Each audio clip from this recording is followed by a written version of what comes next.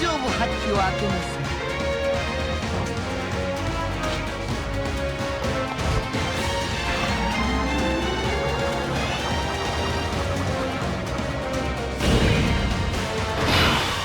Alright everybody, what is going on? Guys, we're here. Frieza is on Global. First form Pod Frieza from the Bardock TV special where he blows up Planet Vegeta is here, finally.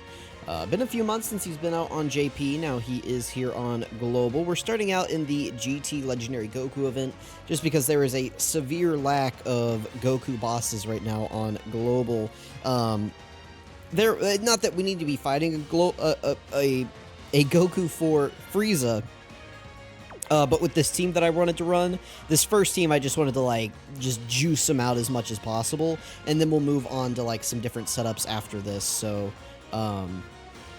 anyway, this is what we're starting out with here. Here's my build for Frieza. So he's at level 10 Link, 79%. I wasn't going to go for him at 79%. I had a copy. I actually did all of my tickets, and I pulled a copy from the tickets, and I was just going to be done there. And I was like, well, let me just go for a copy of Dodoria to run on his team. And I never ended up actually getting a copy of Dodoria. I was unable to obtain a copy of him, and I was just like, well, I don't really want to summon anymore, so I stopped. But we did get him to 79% here. I went with pretty much full additional and just balanced it out with dodge. This guy doesn't really need crit, so long as you can build a Terrifying Conquerors team around him, because he does get 10% crit chance for every Terrifying Conqueror category ally on the team. So since we have, what, 7 Terrifying Conquerors on the team, we do have a 70% chance to crit. And then we also get a 50% chance to crit because we're fighting a Pure Saiyan enemy, so we are going to be doing guaranteed crits here against Goku. So let's link him, I think, next to Turles is who I guess they have the same, but yeah, we'll keep Bojack around because Bojack will give more support. At this point, Turles' intro is up, so his support is just, it's on right now. We have the 2 Turleses, they've both been on rotation, so we do have their, 2 key and 18%? Oh, 3 key at 18%. So we have the total of 6 key, 36% attack up from them. So we don't really need to leave him on rotation. Frieza is starting out here at 420k defense. That is pretty good. He is getting support from Bojack in terms of his defense. So obviously that is, I mean, that's pretty decent. He does get 150% when attacking, and then he gets 30% for every super attack that he does, and he also debuffs. So that's the general basis of this guy's kit. He's not really doing anything crazy. He's kind of like a modernized version of Piccolo Jr. That's probably the closest thing I can kind of equate him to, in that he's just kind of a slot 2 damage unit that can get up to pretty decent defensive levels. But he's going to need some slot 1 units around him unless you get a lucky break like this. So anyway, without further ado, let's go ahead and start stacking him up. I don't know how well this first fight is going to go here, just in terms of like getting crazy numbers for him. We do have a ton of support, but it's not going to be great for his stacking because he's just going to do too much damage. So we start out at a 12.5 million right here. That is pretty good. And we just one-shot Goku. Yeah, I mean, that's going to be the problem with this fight, is that, I mean, it's too old now. It doesn't have enough HP to keep up with what we want to do. So, yeah, we'll come back, and we'll just keep getting more rotations of Frieza here. And then we will take him into a different event with a different team, probably a more practical team, and we'll get some attack stats there. But for this first run, we'll just get some juicing done here. Alright, we're back on rotation with Frieza right here, and we do have STR Cooler now with him, who is going to be giving him, what, I believe... Well, actually, hang on, is he supporting right here? I may have made a boo-boo here. Okay, so, a funny thing about this Frieza, so notice Cooler support right here. Transformation boost category allies 2 key and 50% attack and defense when facing 1 enemy. Here's the funny thing. Because Frieza doesn't, like, transform, I guess, in this TV special, not actually on the transformation boost category, so he is not getting support from Cooler here. But we'll still keep him in slot 1, and we're going to have a good amount of links activated right here. I guess I could keep Bojack on rotation, but we'll float him off. So we are still getting support from Bojack, which is why we're at the same defensive level, but our attack stat should be higher. One, because last turn we did stack attack, and then two, we do have a lot more of our links activated now because we do have our Frieza links activated here. So we've got Universe's Most Malevolent active, which is 20% attack, and then Strongest Clan in Space, which I guess is just 2 keys. So really, the only addition that we have here is Universe's Most Malevolent, which is 20% attack. That is all of his attack links, though, pretty much, because Fear and Faith is just another key link, and then Frieza's army is pretty rare. It is another attack and defense link, but really the only unit you're going to be able to get this with is, like, Dodoria. And I was unable to pull Dodoria, so maybe by the time I'm able to do this guy's, like, actual Rainbow Showcase, we will have him. But I'm not going to go chase a banner unit any longer.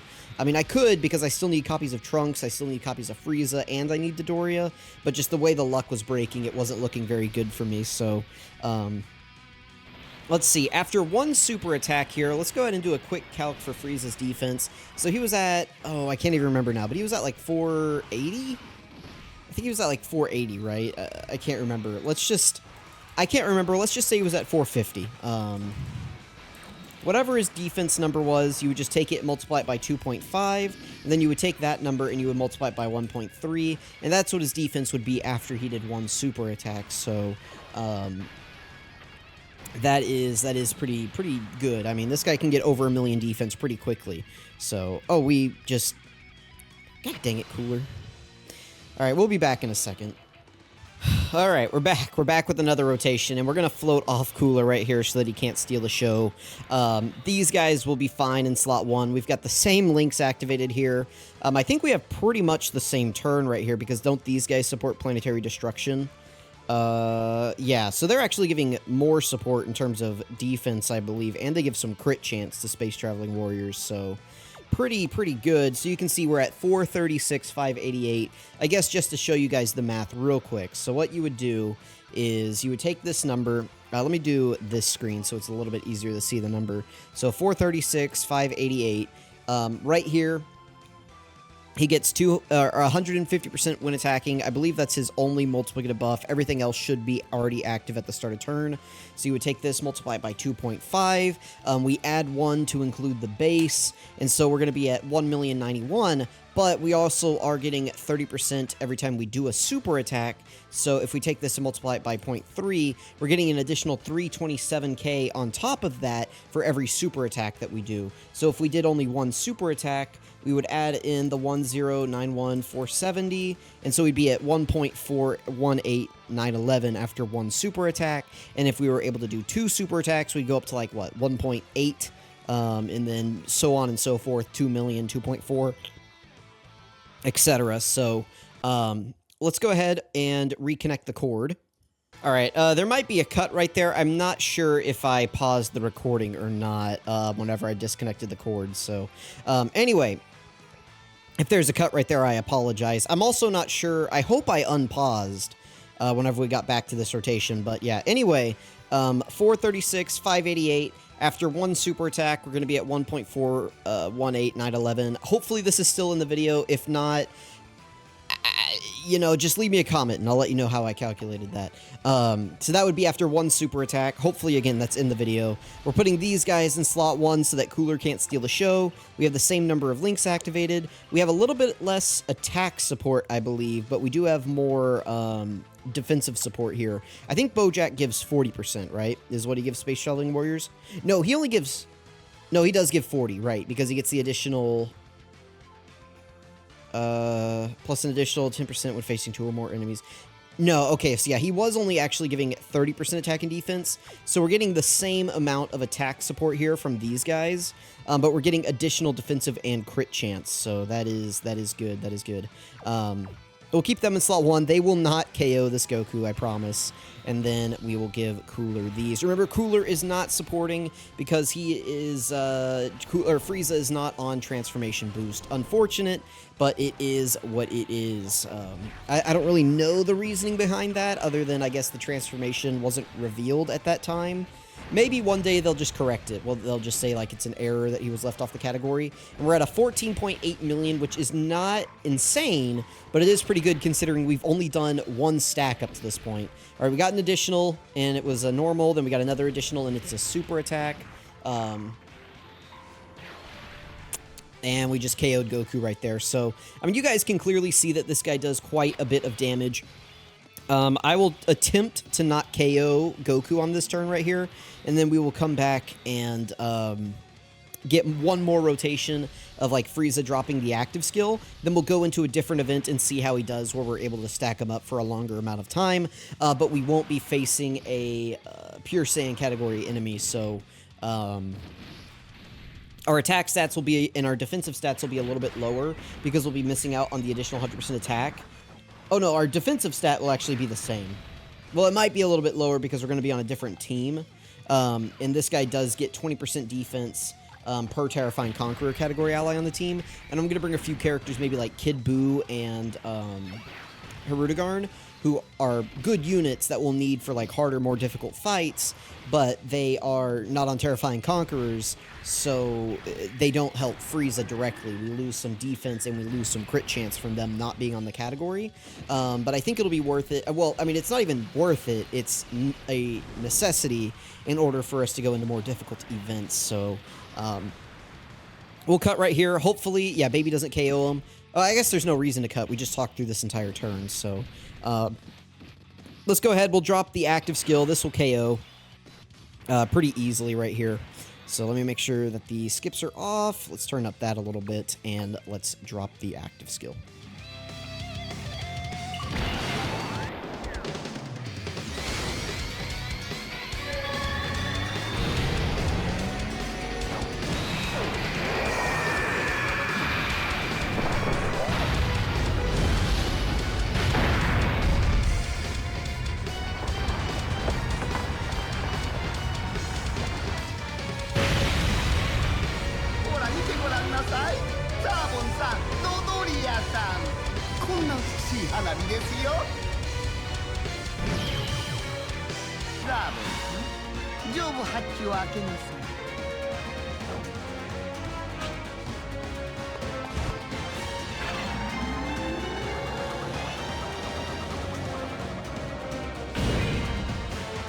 So I remembered that this Broly, this like Super Saiyan 3 Broly Dokkan event exists, where it has like the infinite Broly phase.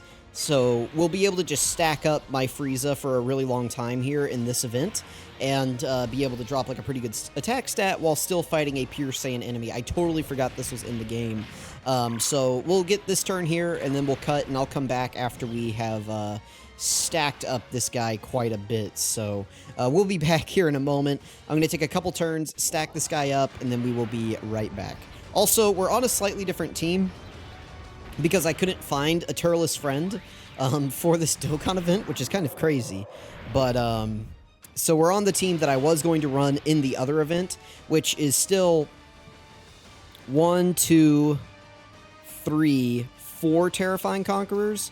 Because Hirudegarn's not on Terrifying Conquerors, and I don't think Frieza is. No, Frieza is. Okay, so everyone but Kid Buu and Hirudegarn are on Terrifying Conquerors still. So, but this is like a competent team. You could take this into a few different stages, like shorter stages, and you know, this guy could be a little bit risky depending on how long the fight's gonna go. But if it's a shorter fight, you could still make use of this LR Golden Frieza. So, anyway, but yeah, this was the team I was going to run in the other event. But anyway, we'll cut and we'll come back after I've gotten quite a few stacks with Frieza. We'll drop a nuke on somebody, and then we will be done with this showcase. So let me know what you guys think about this Frieza. Let me know if you summoned for him. Hopefully not. Everyone should be in full-on save mode for either the anniversary or worldwide at this point. Whichever one you guys think will be better to spend your stones on. But definitely not summoning for one-off characters like this Frieza, who doesn't really have any help in the game at the moment. I mean, he's gotten more. Like, you can start to see kind of like the little bits of the team like form here, but you start looking at some of the other characters on the team, and it's not quite there yet. But you know, we're only a few super easy A's, I think, away from this guy having a competent team, and then maybe we get like a new LR like King Cold and Frieza or something like that.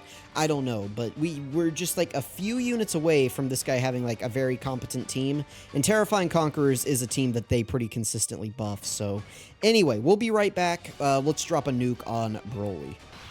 Alright, I went as far as I could until Amand and Raisin got the Dokkan attack, and they ended up just, like, one-shotting Paragus, I guess. I thought they would be fine, but, or, like, I figured we could get some more turns out of stacking. Like, I didn't think they would one-shot Paragus, but they did. I mean, I didn't click any nodes or anything, but... anyway, so we've got Frieza stacked up quite a bit here. I mean, you can see he's at a 3 million attack stat before we even do anything. We are getting support from these guys right here, and we are getting support from Kid Buu. We're facing a pure Saiyan category enemy, so we're getting the extra 100% attack and 50% crit chance as well. Obviously, our intro is not up anymore. We are far past the 5 turns for that. But we've gotten quite a few stacks, so let's go ahead. We're going to drop the active skill on this guy, and we're going to, I mean, obviously it's going to one-shot him, but we're just going to see, I guess, how much damage it does. So, yeah. Anyway, that's this Frieza. Guys, thank you for watching the showcase. Stick around for the full breakdown at the end. I'm going to try to get a few videos out on this guy in a couple of different fights, the best that I can. I mean, this guy doesn't have the best setups right now, but I think this team right here, I might have to swap out this guy, maybe, but I think this should overall be able to get quite a few of the events done in the game. So let me know what you guys think about this Frieza. Thank you all for watching. Please, I implore you not to summon. This guy just has no team right now. Maybe for Worldwide, we'll get like another Namek Saga campaign and he'll be good there. But at the moment, this is just a low value investment on your account. I cannot recommend you summon for this guy. But here's going to be a big flashy number that's going to entice somebody to summon anyway.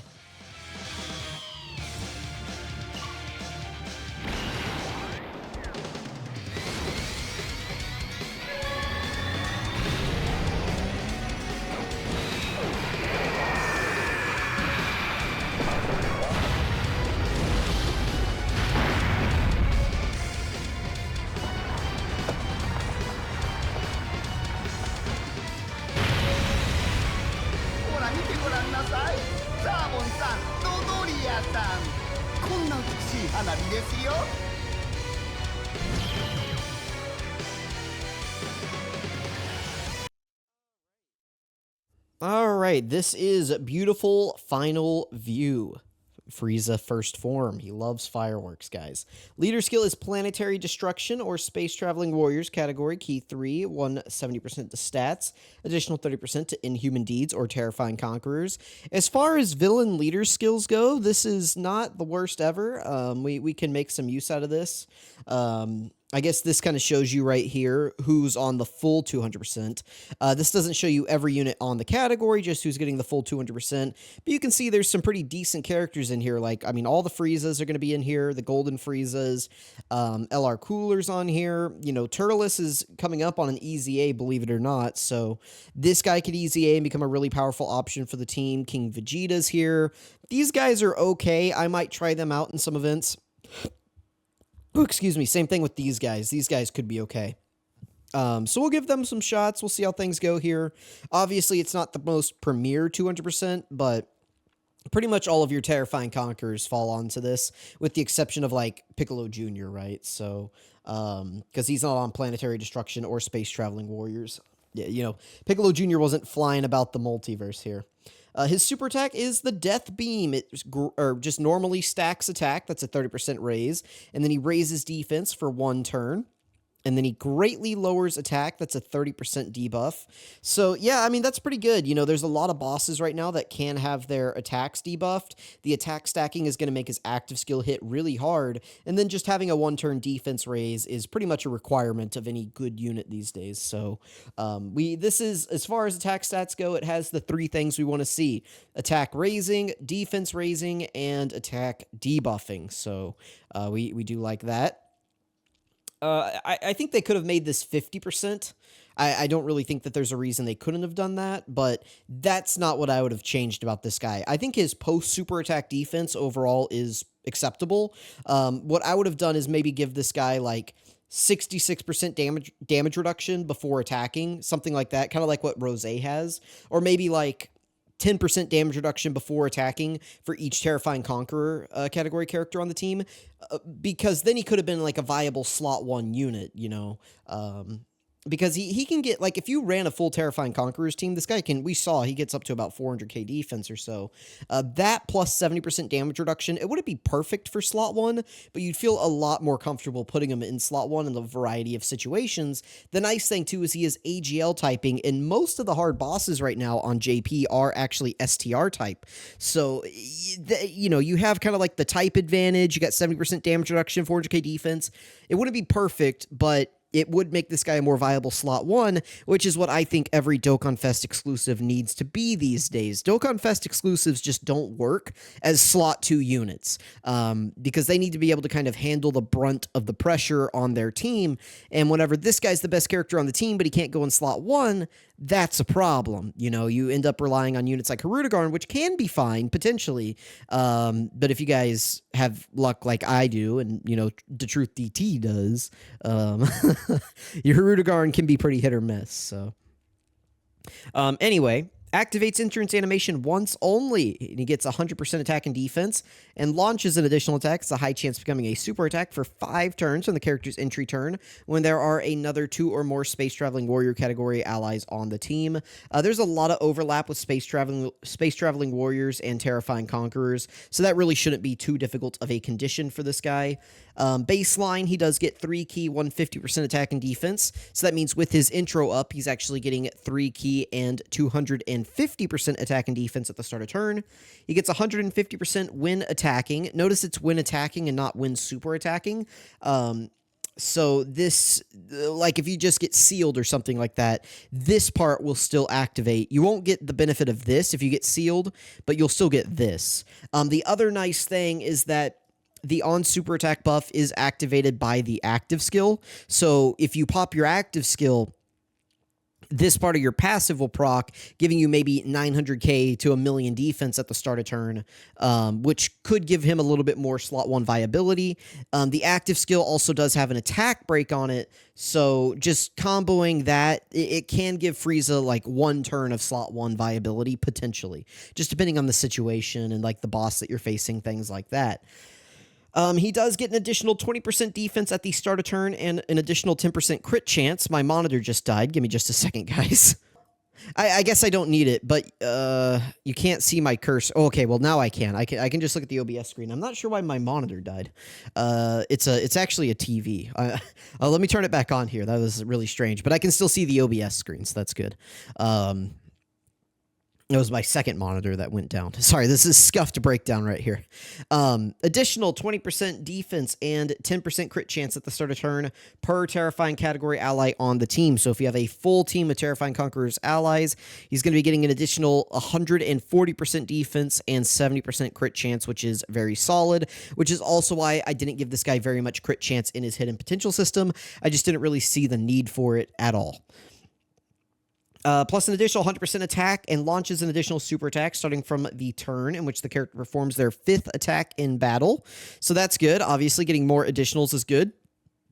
It kind of replaces this. As this peters out, you do lose the defense, but you do gain the attack and like the additional back. So that is pretty good right there. Now, this last point got warded really poorly on global, so I'm going to kind of break this down the best I can for you guys.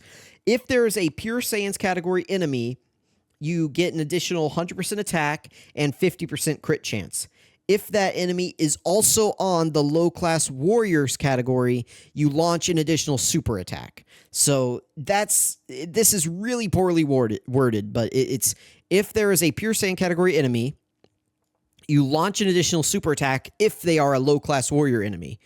If they are just a Pure Saiyan category enemy, you only get this additional 100% attack and 50% crit chance.